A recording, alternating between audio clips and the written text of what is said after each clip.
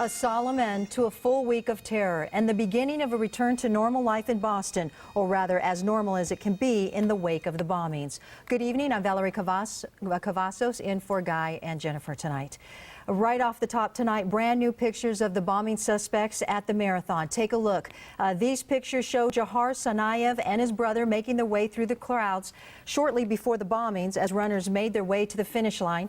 This comes with word the 19-year-old is alert and communicating with investigators in writing because the throat wound makes it impossible for him to speak. Now, officials say the attacks were motivated by the brothers' extreme religious views and not connected to any international terrorist group.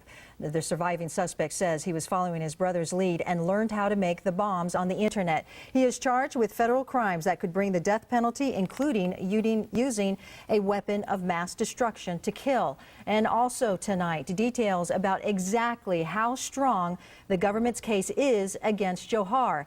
9 on your side, Craig Smith has more on what FBI statements released today reveal about the terror attack.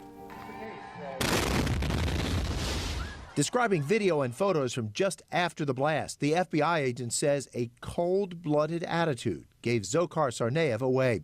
He says virtually every head turns to the east. In apparent bewilderment and alarm, Bomber 2 appears calm. 3 days later, the FBI says as one of them pulled off a carjacking, he said to the driver, "Did you hear about the Boston explosion? I did that."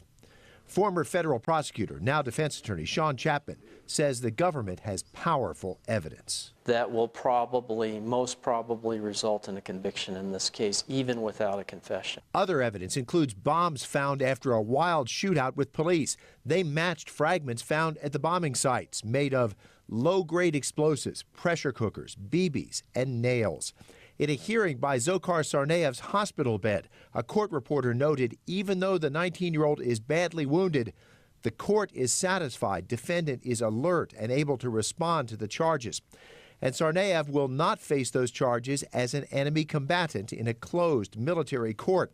Sean Chapman thinks because Tsarnaev is a U.S. citizen, civilian courts are the right place for him. And by the way, the civilian criminal courts have been extremely efficient and successful in prosecuting people like the underwear bomber and the Times Square bomber involving similar acts of domestic terrorism. But Tsarnaev will have time to heal before his next formal hearing. It's set more than a month from now.